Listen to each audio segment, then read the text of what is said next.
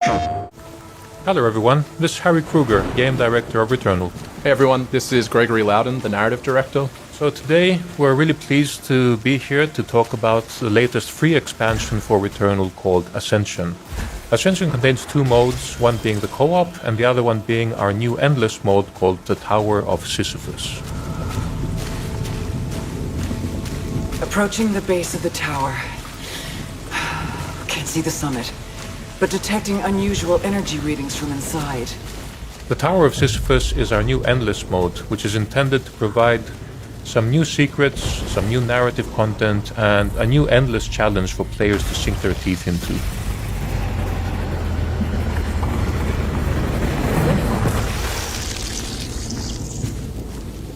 As you can see, the tower has its own look and design as you climb up it, but as you'll see in the video, it changes quite rapidly too.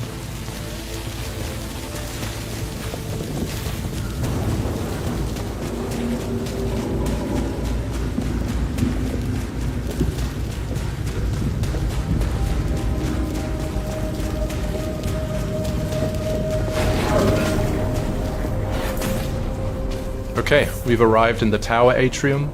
This is a place that you'll slowly see unlocks as you go through, cycle by cycle and climb by climb. It's where we deliver some story. And what you're seeing right now is basically connected to where Selene is in the story. So if you play this and you've finished Returnal, Selene will react a bit differently in subtle ways. So this is still quite early on in Selene's journey on Atropos.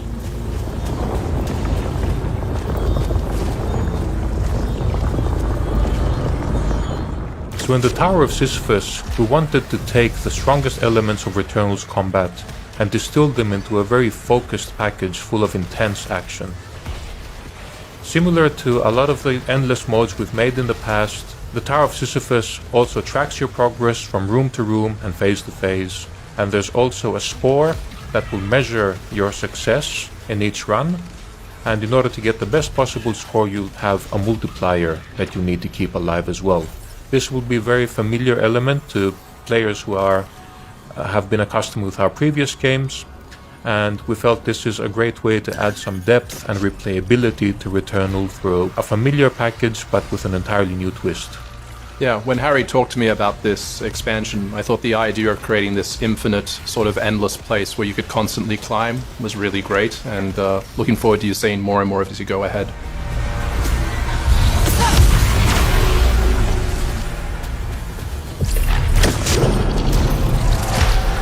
Yeah, in terms of combat, you will have, of course, some moments of respite as well. So the rooms and the progression through the tower will be, of course, procedurally generated, or each run is guaranteed to be unique. And you will find different treasure rooms, different surprises, a lot of secrets, and a lot of different scenarios that will challenge you and give you different types of rewards.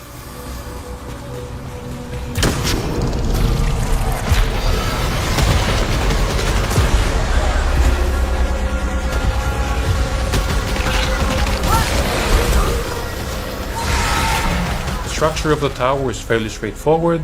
You advance to a new room, you have to dispatch the collection of enemies that appear, and once that's done, you have an opportunity to go to the translocator for the next level as fast as possible. Doing so will give you a significant bonus to your obolites and to your score multiplier. Yeah, as you could see, if you got there in time, whilst the translocator was glowing with obolites, you would have gotten a bonus. Oh, what happened here? Yeah, so that's an entirely new enemy that we have there as well. So if you do actually manage to chase that guy down and destroy it in time, it will open a portal to these bonus rooms. However, these rooms may have their own surprises. They won't always be favorable for the player, so there's a little bit of this risk and reward element associated with making that decision.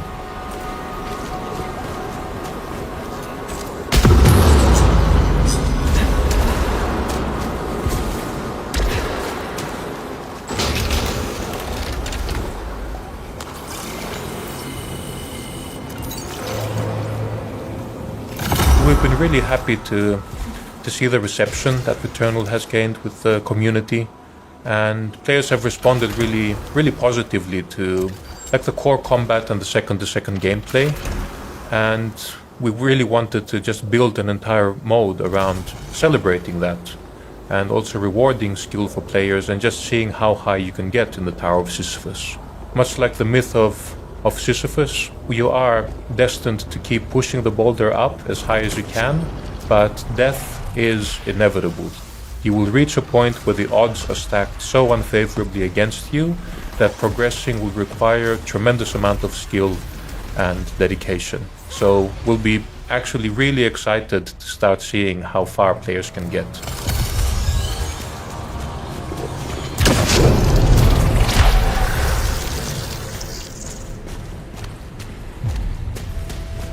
Here we're introducing a new weapon called the Disgorger. This is one of the many super weapons that you will find.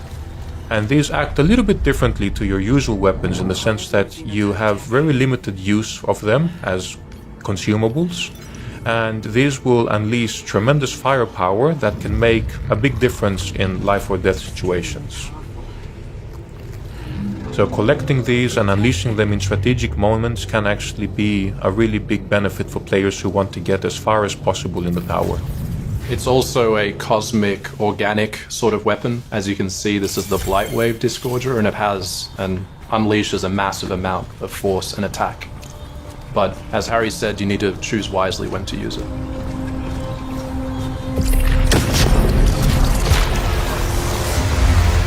Yeah, and you can keep stacking these as you keep collecting them. And in the beginning, as you get acquainted with the content, you will likely be reaching for these a bit more frequently. Here we go. So here's a quick example of how these super weapons can really decimate your enemies. But you can stack these, and in the beginning you'll probably use them a bit earlier. But as you gain more skill in the mode and you gain access to more advanced phases, you might find yourself stacking them up and saving them for later phases where the odds will be significantly more stacked against you. So this looks quite a bit ominous actually. And there's some rewards stacked up here. So let's see what this all means for the player.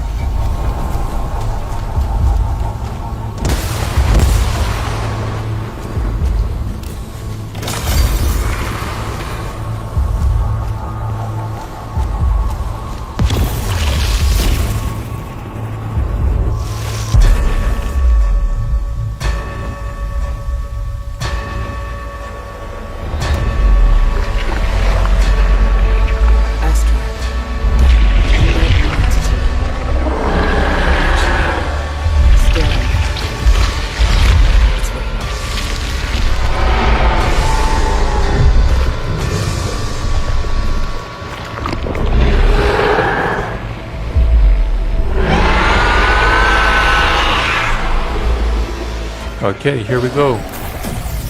So Algos is actually the personification of pain, both physical and emotional in Greek mythology. And I guess just looking at the onslaught of bullet patterns and attacks, you can see why that was such a fitting name for this encounter. It was also a place for our VFX team, as you can see, to go wild with our tentacle technology and do something pretty special and completely simulated.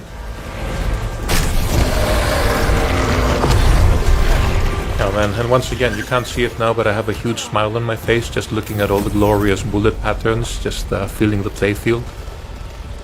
Aside from, of course, the engaging challenge that they provide, I think they do create their own unique aesthetic that we're quite proud of being a central part of Returnal's unique identity.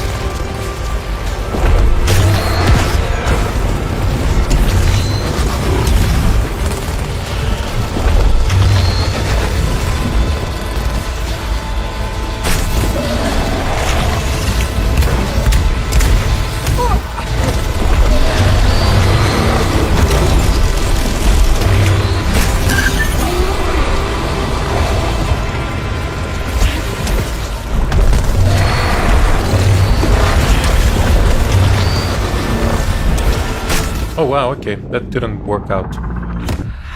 But yeah, one key difference with the main game is that here, when you actually die, you will resurrect inside the tower. This was designed so that you will have the lowest possible barrier of re-entry to keep trying to get higher and higher in the Tower of Sisyphus. There on the right you could see the device. You can access that at any time to actually check out the leaderboards, which is where you can see your highest score and compete against friends and foes for the highest possible ranking. In Returnal, we had the house. In Tower of Sisyphus, we have a new space Celine can uncover by using the bed here in the atrium. Let's see what happens.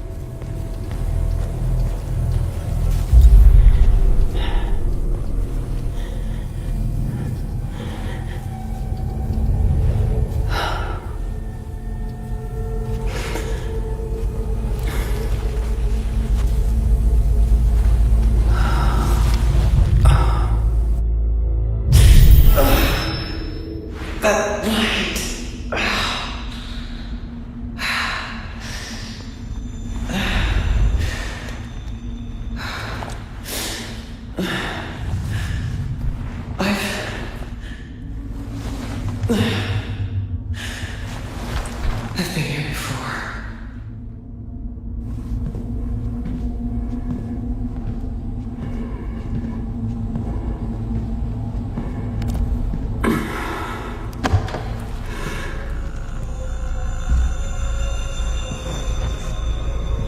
This corridor.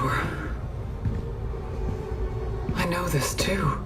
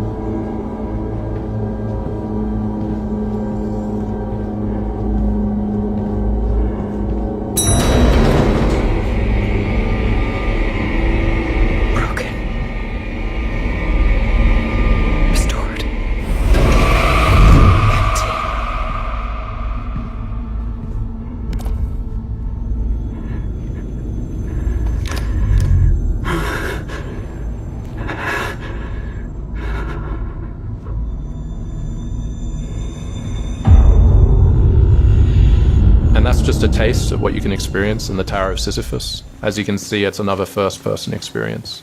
Unlike the house, though, you can return to the hospital once it is available and re-examine things and try to find the secrets within. We're just gonna jump ahead to show you a little bit of Phase 2 as well. So this will happen after you've vanquished Algos.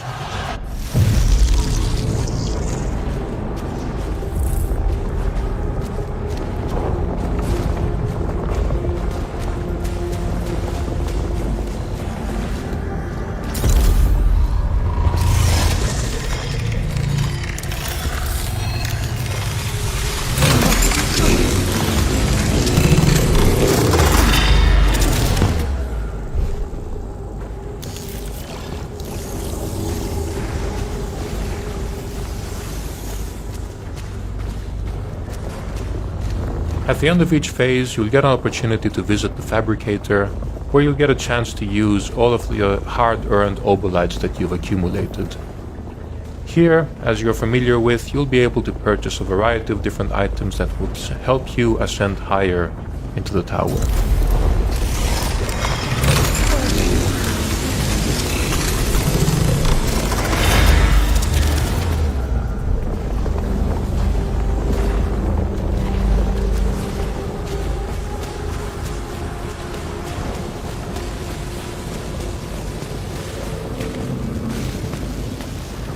As you can see, the tower has evolved as you ascend as well, so it's not how it was at the beginning, but there is another phase that we will not show you. Is this still the tower?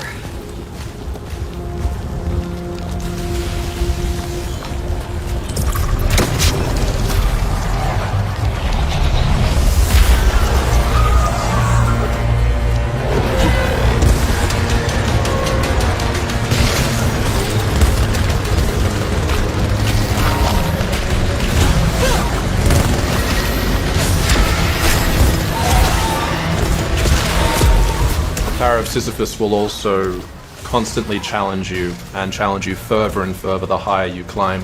The higher you climb, obviously the higher the simulation score you can receive, but the risk of going up is prevalent.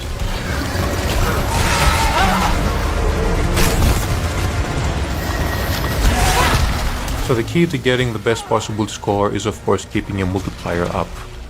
As you can see on the right now, when you're not actually engaging in combat, after a while the multiplier will start to deplete. So the mode is designed to maintain some forward momentum and keep that engagement going.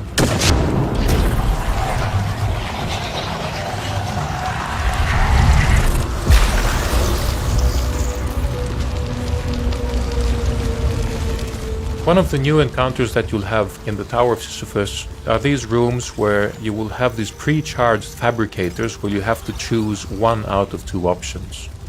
Any one you choose, the other one will disappear. So you'll have to choose wisely and make sure that they are helping your strategy in getting farther into the mode. Now we picked up a parasite and the other one disappeared. And there's actually a new type of parasite as well to be discovered if you play into the heights of the tower. The tower also features a lot of different hostiles that you would have encountered across Atropos. Be prepared for that as well. Yeah, in some ways it's kind of like a greatest hits remix, right? So they identified what were the strongest combat scenarios in the main game with a lot of the varied enemies that we have across all of our biomes. And here in the Tower of Sisyphus you'll get to encounter them all in entirely new configurations and some increasingly challenging scenarios. And also expect Algoth to be haunting you throughout your ascent. Yeah, that guy just doesn't give up.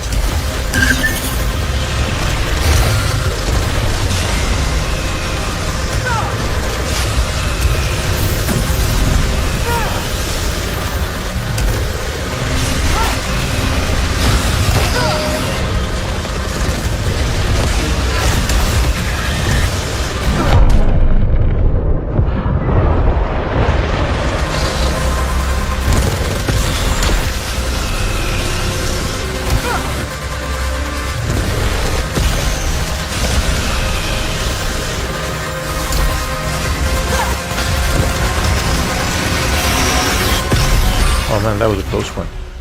We hope you enjoyed this short sneak peek into our latest expansion called Returnal Ascension. We really look forward to seeing how this resonates with players ahead. Thank you, everyone. Thanks for watching, everyone. Enjoy.